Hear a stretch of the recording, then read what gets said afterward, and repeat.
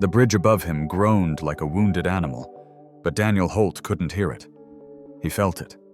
Through his palms pressed to cold concrete, through the shudder in the metal pinned inches from his face.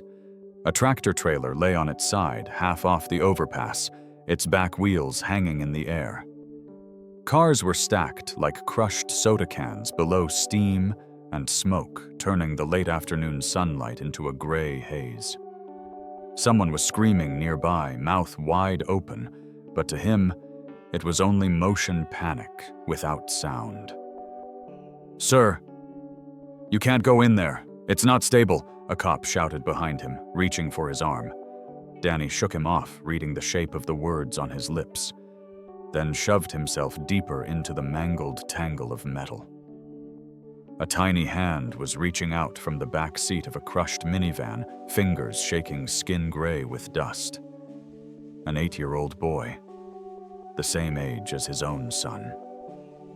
The boy's eyes were wild, darting everywhere until they locked on Danny's. "I'm here," Danny mouthed, exaggerating every word, one hand braced on the frame, the other reaching in. "I've got you." He felt the bridge vibrate again, a deep, dangerous rumble. If that trailer shifted 2 more inches, it would come down on both of them. There was no time to wait for more firefighters, no time for caution. There was only this kid, that hand, and the pounding of his own heart that he couldn't hear, but knew was there.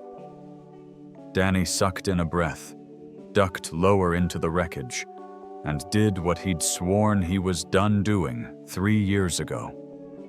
He stepped back into the fire. "Before I go any further, tell me where you're listening from tonight, and hit that like and subscribe button if you believe courage still matters in this world."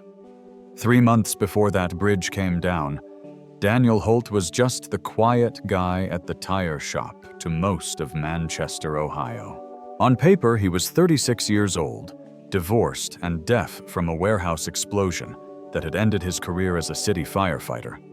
In real life, he was a man who woke up at 5:30 every morning in a 2-bedroom rental, packed a Spider-Man lunchbox for his 8-year-old son Ethan, and drove him to school in a pickup that rattled every time he turned left. He worked long shifts at Rizzo's Auto and Tire, changing brake pads and rotating tires, communicating with customers, mostly through scribbled notes and a beat-up tablet with a text app. The regulars liked him. He was fast, honest, and never tried to sell anyone something they didn't need. But people still talked around him instead of to him. Loud, slow words, exaggerated gestures, the way folks did when they confused deafness with not being smart. Most days he let it slide. He'd lost bigger battles. He'd lost his hearing in a flash of white heat and twisting steel. He'd lost his marriage in the slow, bitter months after, when his then-wife decided she couldn't do this new life with all its appointments and limitations and quiet.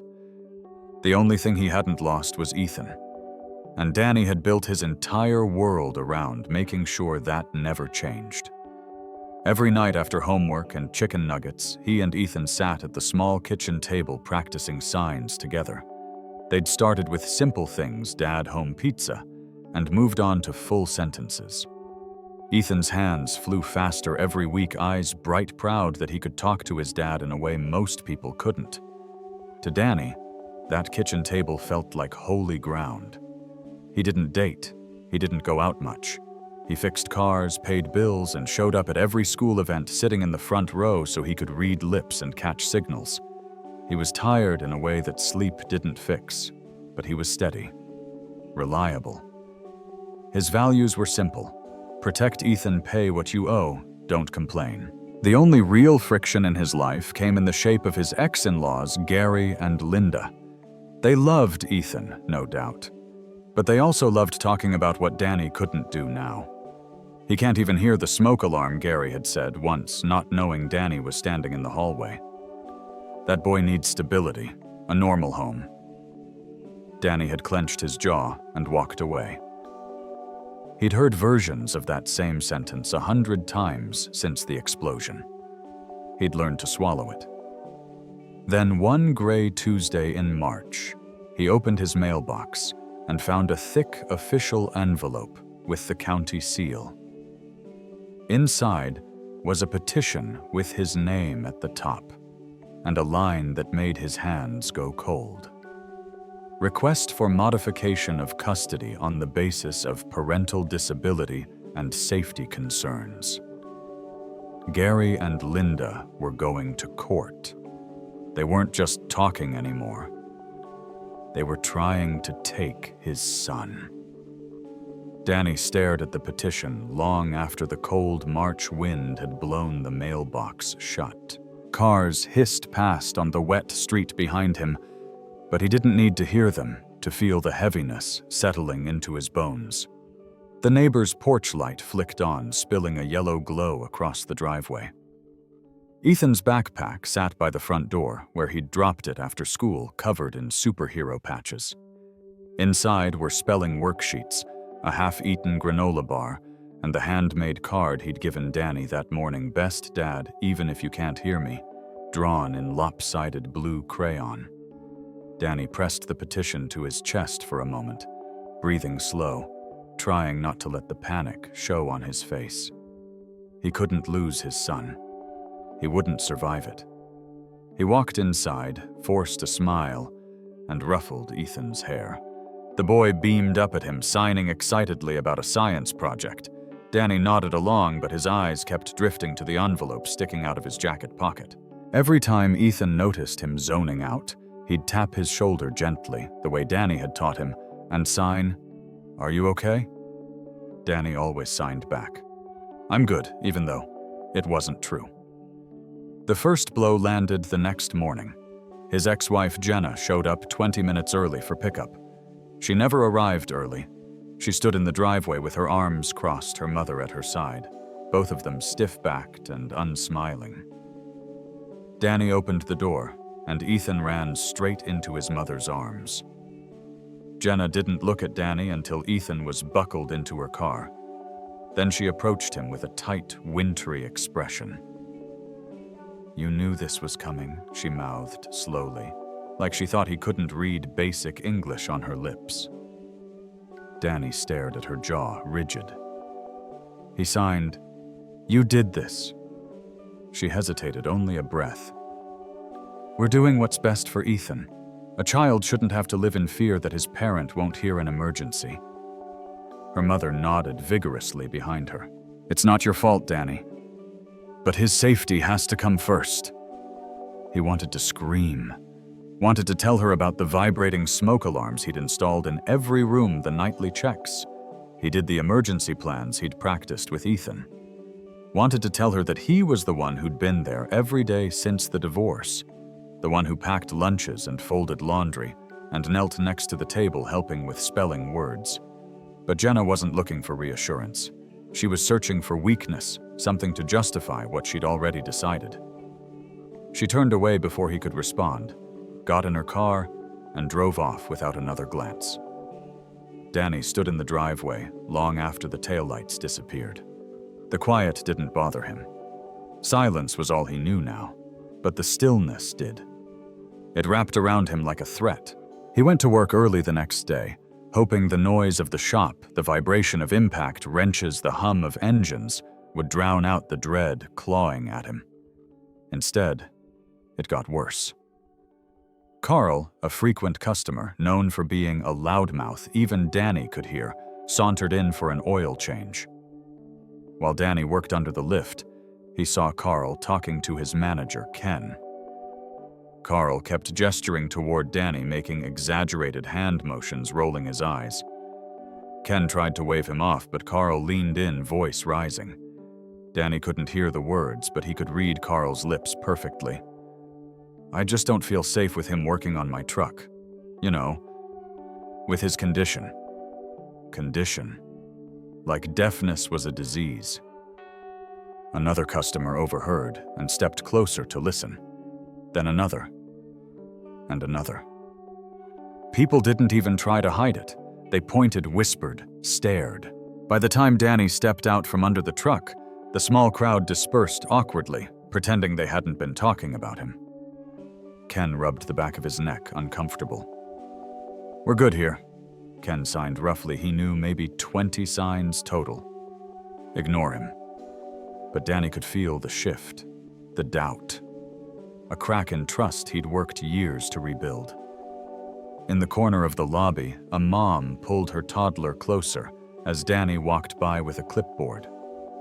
Small, instinctive, like he was something dangerous or unstable. He finished work an hour late, shoulders stiff with humiliation.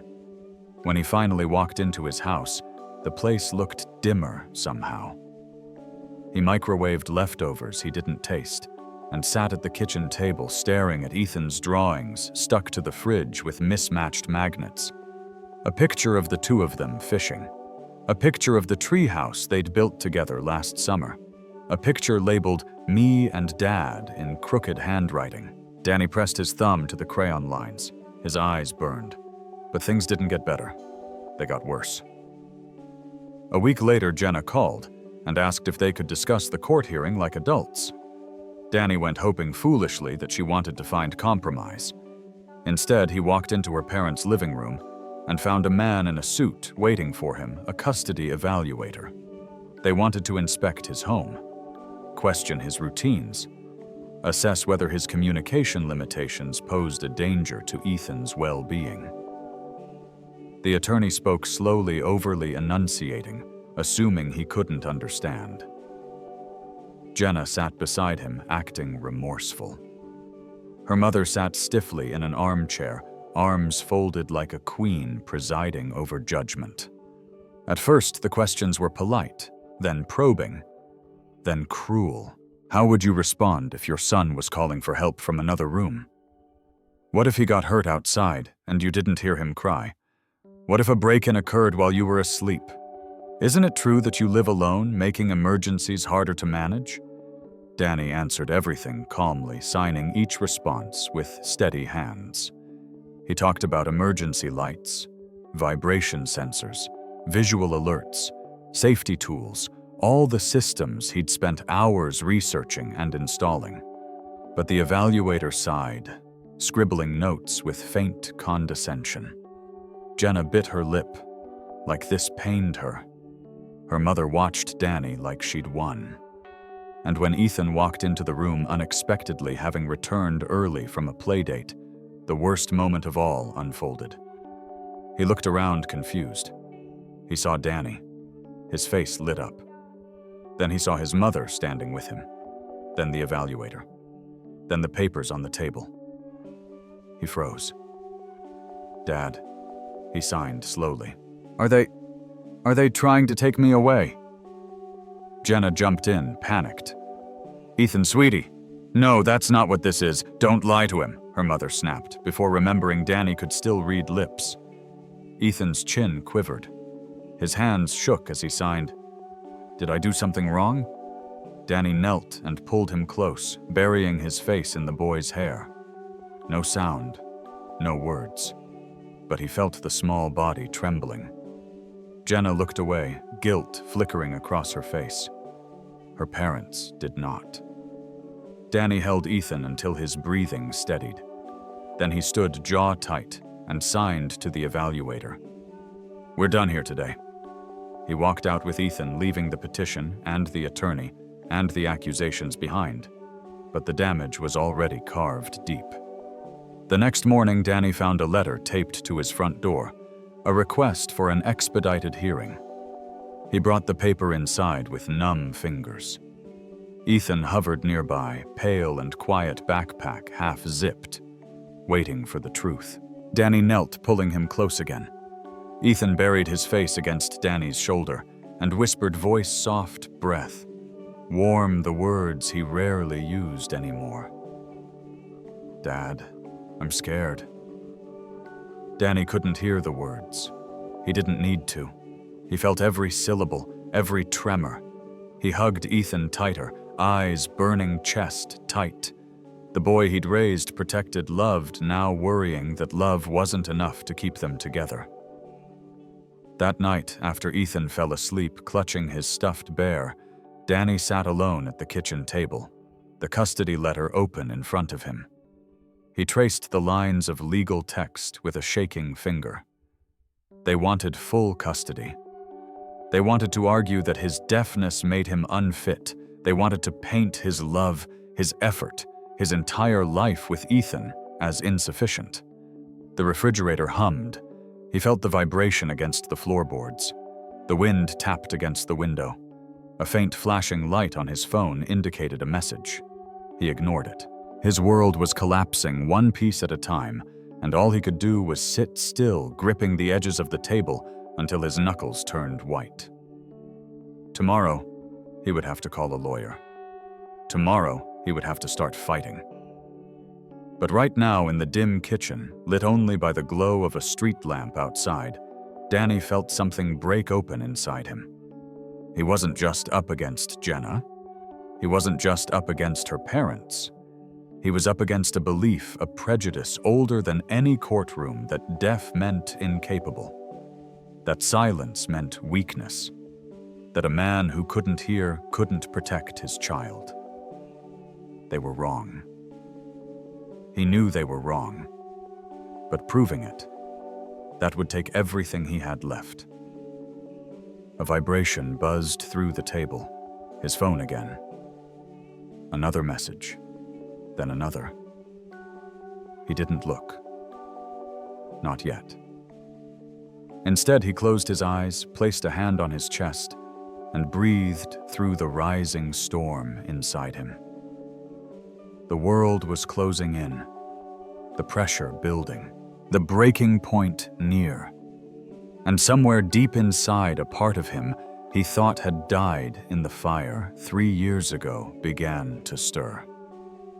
Something big was coming. Danny barely slept the night before the hearing.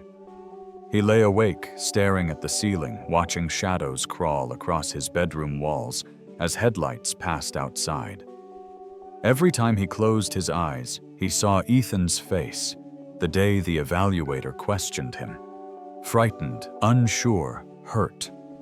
Danny had survived explosions, surgeries, silence, but nothing had ever hit him like that. By morning, a thin snow had fallen over Manchester. The world outside looked quiet, brittle, breakable. Danny sat at the kitchen table with a cup of coffee. He didn't taste, reviewing court documents he'd memorized weeks ago. His hands shook each time he picked up a page. At 7:12 a.m., a vibration buzzed through the table, an alert from the county courthouse. He tapped the screen. Hearing rescheduled due to weather delays. New time, 1:30 p.m. He closed his eyes, trying to breathe. He'd spent all night rehearsing what he'd say, what he'd show, how he'd prove he was not a danger to his son. Now he had 6 more hours to drown in dread. At 8:00 a.m., knock after knock pounded at the door.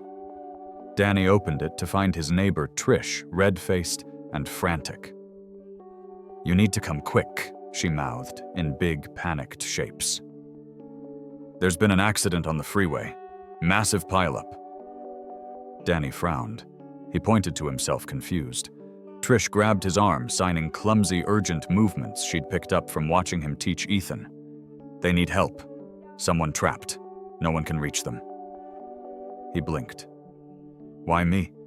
She pointed toward the distant overpass, smoke rising into the gray sky. Then she signed 2 words he understood instantly: bridge collapsing. Danny grabbed his coat, not thinking, only moving. The road leading to the freeway was jammed with cars, people abandoning vehicles to run uphill. Sirens lit up the horizon in strobing flashes he couldn't hear, but felt in the pit of his stomach. The smell of gasoline hung heavy in the air. By the time he reached the overpass on foot, the scene was chaos. A 15-car pileup sprawled across the asphalt.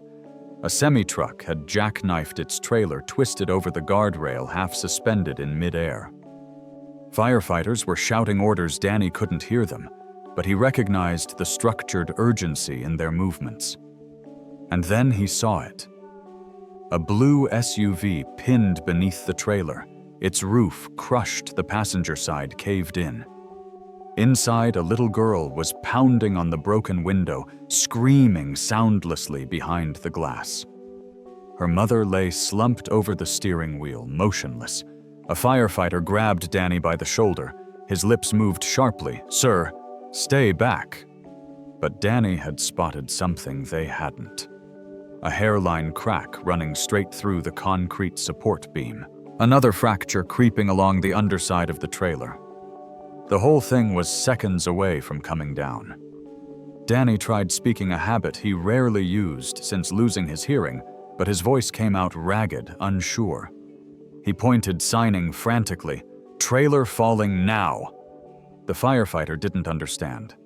His eyes flicked between Danny's hands and the wreckage, uncertain. The little girl screamed again. Danny didn't hear it, but he saw her mouth form a single desperate word. "Help!" Something inside him snapped into place. The same instinct that had carried him through burning stairwells 3 years ago roared awake. He shoved past the barricade. 2 firefighters grabbed for him, but he ducked under their arms and sprinted straight into the collapsing zone. Someone tried to chase him, but a wave of sparks shot out as live wires snapped overhead, forcing them back. The SUV was crumpled beyond recognition, windows spiderwebbed with cracks, snow settling into the shattered glass. Danny dropped to his knees beside the mangled frame, pounding on the metal to get the girl's attention. Her terrified eyes locked on him. He signed through the broken window, exaggerating every movement with wide, steady motions. "I'm here. I'm getting you out." She nodded through tears, chest heaving. Danny scanned the wreck. The driver's side was crushed, but the rear was bent upward just enough for a small opening near the back seat. Too narrow for a firefighter in full gear. Too sharp for bare hands. He didn't hesitate. He stripped off his jacket, wrapped it around his arms, and shoved them into the metal gap.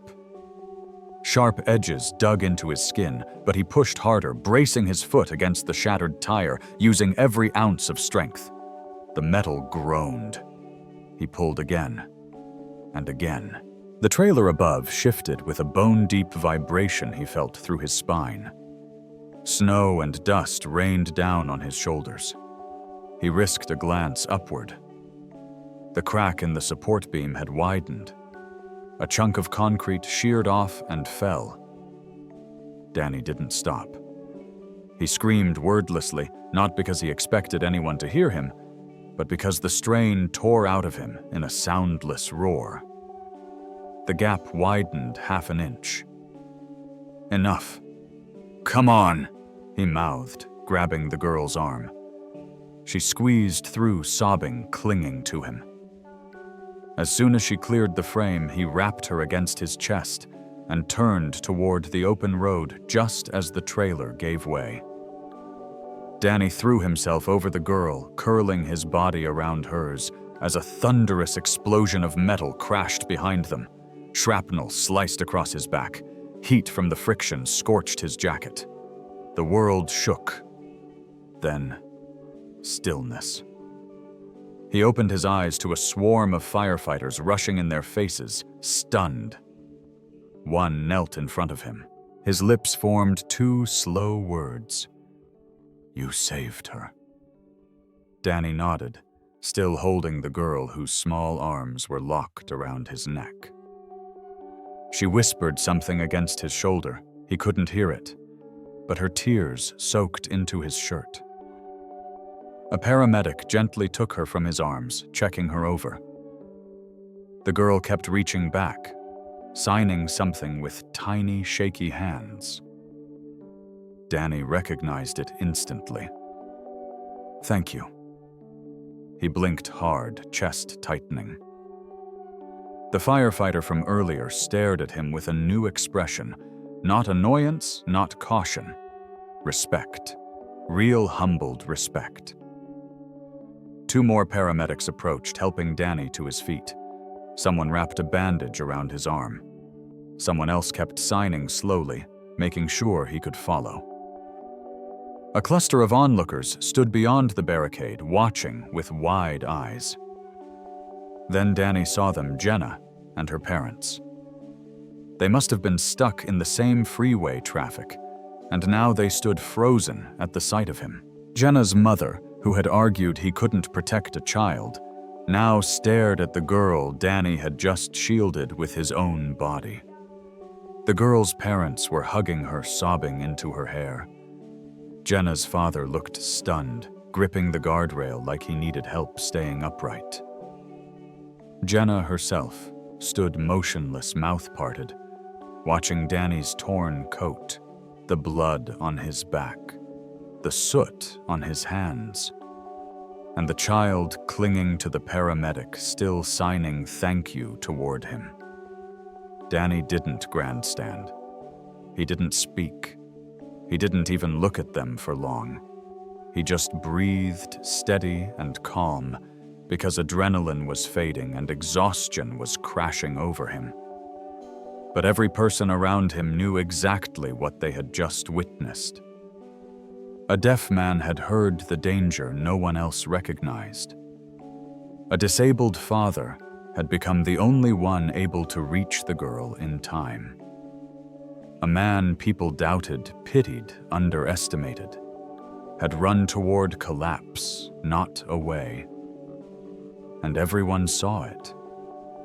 The firefighters, the crowd, the terrified parents, and Jenna's family, who had spent months arguing he wasn't fit to protect his own son.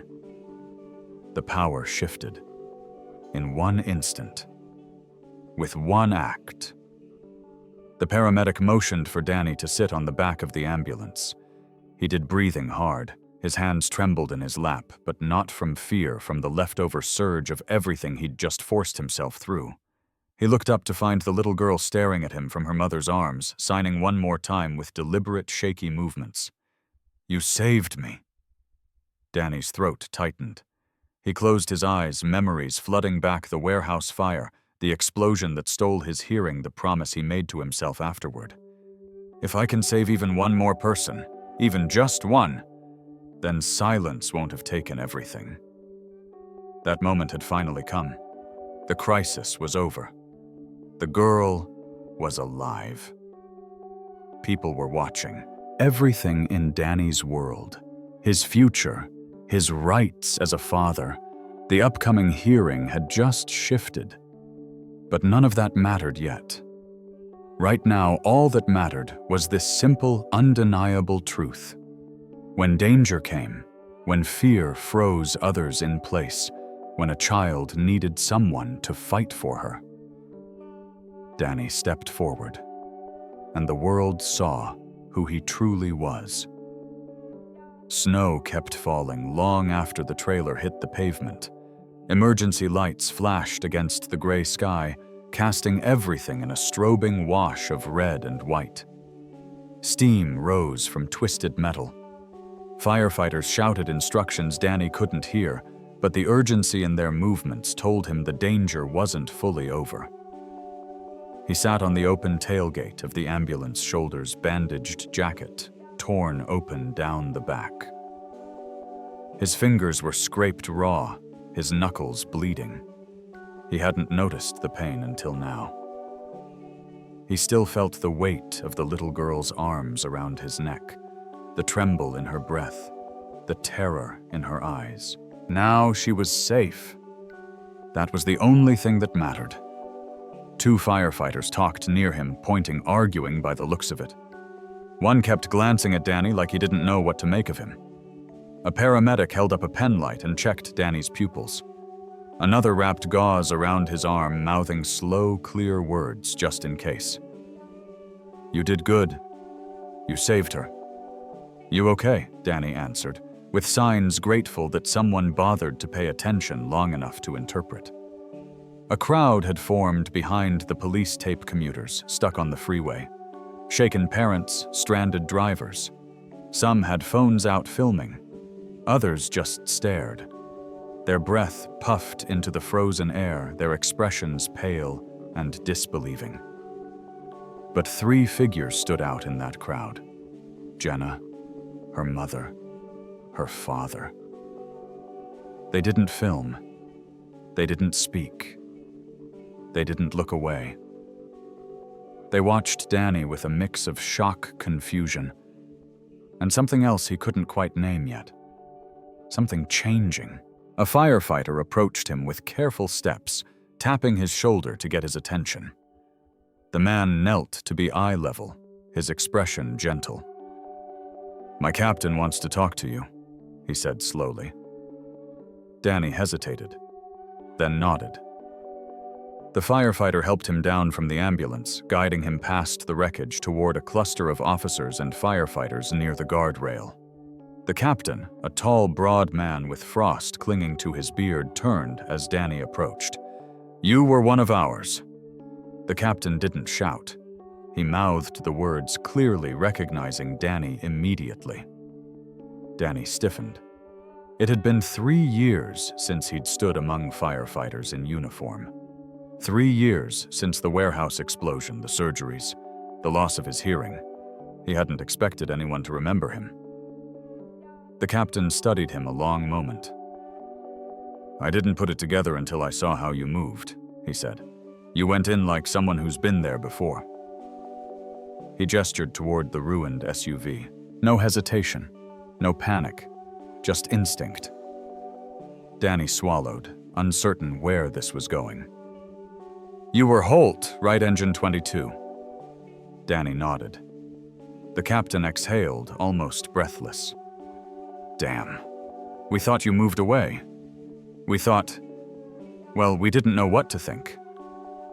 Danny signed slowly. "I had to leave. I couldn't hear anything anymore."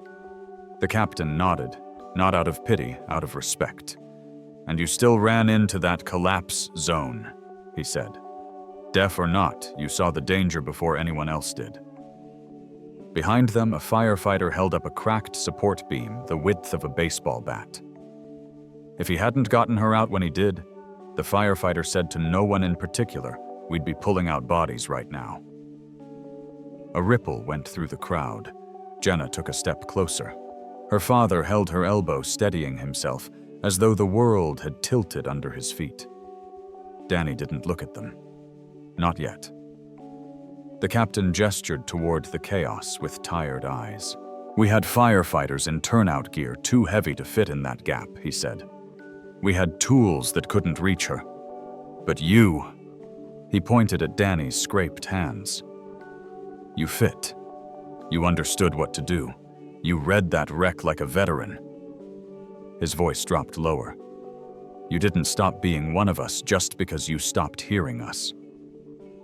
Danny blinked hard.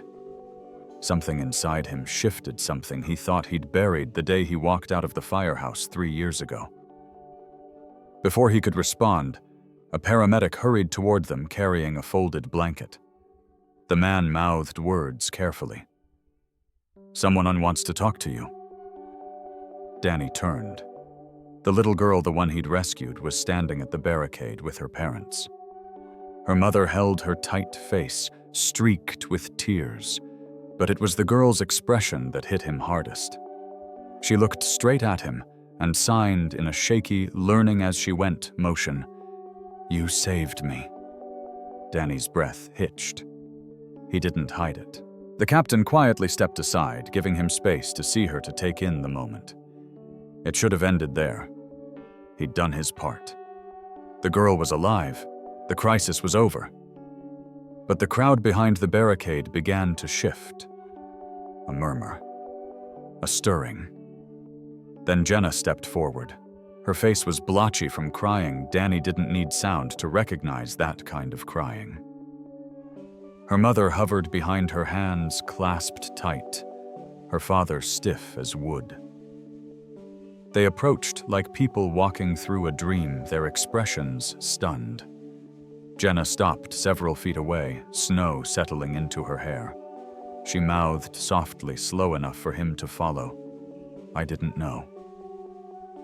Danny kept his eyes steady on her. He didn't sign anything back. Her mother wiped her eyes with a trembling hand, the judgment and certainty she carried for months, stripped away in an instant. Her father swallowed hard, trying to speak, failing, then finally forcing the words out clearly enough for Danny to read, "You protected that child, better than I ever could." A breath he didn't realize he'd been holding escaped him. Jenna looked at his hands, his bandages, the soot on his face. She looked at the little girl still staring at him with awe. She looked at the firefighters talking about him like he was one of them still.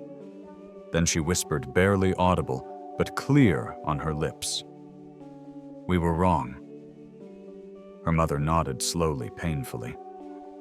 "We thought you couldn't keep Ethan safe," she mouthed. "We didn't understand what you were capable of." Danny didn't gloat. He didn't smirk. He didn't lecture. He simply stood there breathing, letting the weight of their realization settle. For months he'd been treated like a risk, a burden, a man one emergency away from disaster. Now they'd watched him run headfirst into disaster when others backed away. They'd watched him save someone else's daughter when he could have saved himself instead. The captain placed a hand on Danny's shoulder. "The department's been rebuilding our community response team," he said. "Light gear, search and rescue focus. No heavy interior work. We could use someone with your instincts." Danny blinked in surprise. The captain continued, voice steady. "If you're willing, I'd like you on the roster. Paid part-time, specialized training. No noise-heavy assignments, just rescue coordination and field assessment. Your hearing loss wouldn't hold you back in that role." Danny stared at him, trying to absorb the words. After 3 years of silence, someone was offering him a way back, not as the man he used to be, but as the man he'd become. The captain stepped back to give him space to process. Firefighters nodded at him as they passed small gestures of respect. Paramedics lifted hands in subtle signs of gratitude. Drivers trapped on the freeway clapped silently or nodded in his direction, their breath fogging the cold air. And Jenna wiped her eyes again, voice trembling. "I don't want to fight you anymore," she mouthed. "I don't want to take Ethan from you. I'm ashamed we ever tried." Her parents looked devastated but sincere as they nodded. The decision wasn't finished, the hearing still loomed, but the power dynamic had already shifted. Everyone knew it. Everyone felt it. Danny inhaled deeply, the cold air burning his lungs. The captain's offer hung in the air between them. A chance to redefine himself. A chance to reclaim something he'd lost. A chance to show Ethan not just that his dad was enough, but that his dad was strong. But taking that step meant facing a life he'd run from for years. Facing memories he'd shoved down. Facing his own fear that he didn't belong in that world anymore. He stared down at his bandaged hands, flexing his fingers. He thought of Ethan at home, sleeping with his stuffed bear, terrified of being taken away. He thought of the girl he'd saved, of her shaky thank you, of the way she'd looked at him like he'd pulled her back from the edge of darkness. He thought of who he used to be, and who he could still be. Snow drifted down around him, soft and slow. He lifted his head. Something big was coming next. And he would have to decide whether to step toward it, or let fear keep him frozen exactly where he was. Either way, the world around him had already changed, and nothing would ever be the same again. Snow still clung to Danny's clothing hours after the rescue, but the cold didn't register. What he felt instead was a strange stillness settling around him. Not silence, he knew silence well, but something lighter. Something that felt like the world had finally stopped pressing down on him. At the police line, Jenna approached slowly, as if afraid she might break whatever moment he was standing in. Her parents hovered behind her, humbled and shaken. The usual tightness in their shoulders, the judgment, the certainty had collapsed under the weight of what they'd seen. Jenna mouthed carefully, "I'm sorry." It wasn't dramatic. It wasn't rehearsed. It was simply true. She stepped aside so her parents could come forward. Her father swallowed hard before signing imprecise, but sincere. "We were wrong about you. About everything." Danny watched them closely. They weren't offering excuses. They weren't begging forgiveness. They were just acknowledging what needed to be acknowledged. And that alone felt like the first real breath he'd taken in months. A paramedic tapped his arm, handing him a medical release form. The captain lingered behind her, the offer he'd made moments ago still hanging in the air. "You don't have to answer today," the captain said. "But your instincts saved a life. If you want a place with us, even part-time, it's yours." Danny nodded once. He wasn't ready to speak, not yet. But he felt the truth of the moment settle deep inside him. When he finally made it home that night, Ethan was waiting on the couch, wrapped in a blanket, wide-eyed. Jenna must have called ahead. Danny wasn't expecting that kindness either. Ethan ran into his arms before he had time to take off his boots. The boy's hands shook against Danny's shoulders as he signed, "Saw you on the news." I was scared, but proud. Danny pressed his forehead to Ethan's. That simple gesture, warm and grounding, felt like coming home after a long winter. Over the next week, everything began to shift. Jenna withdrew the petition before the rescheduled hearing. Her parents sent a written apology, not polished, not perfect, but honest. Ethan returned to his easy, chatter-filled self, signing exaggerated stories about school and insisting Danny watch every blurry recording of the news coverage. People in town nodded respectfully when he walked into the grocery store. The woman at the post office held his receipt up so he could see her thank you, mouthed clearly and without pity. And at Rizzo's tire, customers, who once spoke to him like he was fragile, now treated him like a man who'd lifted a truck off a child, because in their minds, that wasn't too far from the truth. The biggest change came 2 weeks later. The captain called to check in, then called again, then showed up at the shop with paperwork and a calm, steady question. "You ready to come back, Holt, in whatever way works for you?" Danny said yes. Not because he wanted to be who he used to be, that man was gone, but because it felt time to build something new on the ashes of what he'd lost. The department trained him for light rescue work, community outreach, and on-scene risk assessment, a role more dependent on instinct and knowledge than sound. And for the first time in years, Danny felt like his scars meant something more than what they'd taken from him. 5 months after the collapse, the little girl he'd saved invited him to her 7th birthday party. She signed "thank you" perfectly this time, smooth, confident, and handed him a card with a stick figure drawing of a man pulling her from a crumpled blue car. Her parents hugged him like he was family. By fall, Ethan started telling people proudly, "My dad works with the fire department again." He said it with a grin so bright, it made Danny feel 10 feet tall. And by winter, almost a year after the hearing that never happened, Danny stood on the edge of the same overpass, now fully repaired, the new support beams shining in the morning light. Ethan stood beside him, bundled in a coat, cheeks pink. "What are we doing here?" Ethan signed. Danny pointed at the spot where everything had changed.